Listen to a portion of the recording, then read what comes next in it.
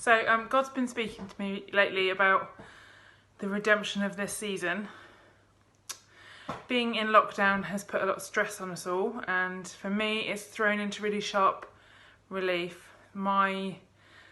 all of my character flaws, all of my mistakes, my personal and mainly parental inconsistencies, and all of my absolute worst habits. And I felt like God was prompting me to bring all the stuff that I was identifying in my own life, in myself, before Him, to name my flaws and to listen as He spoke over me and how He has redeemed all of those flaws and characteristics, and He's continuing to redeem each one into fruitful, God-ordained characteristics. So in His kindness, He's taken every ugly trait that I have and He makes good of them, and He brings sweetness from them. And that's not actually only for my own good, it's also for the good of my children, for the good of my family, for the good of my community, and ultimately for the good of the whole world.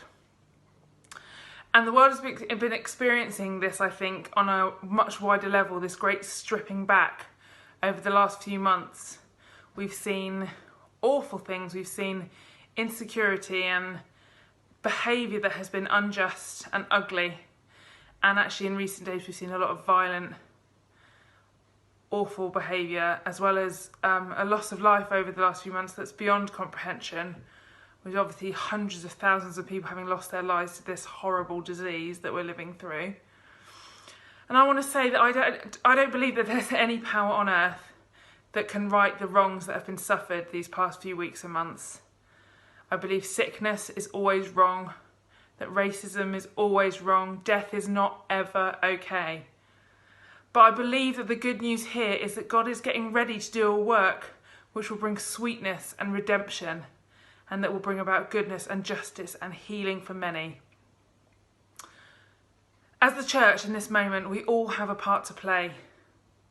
I believe we have an opportunity to humble ourselves and to pray and to seek His face, and turn away from our sin and allow Him to redeem the character of our hearts. And as we do that, His promise is to heal our land, to produce goodness that goes well beyond just us.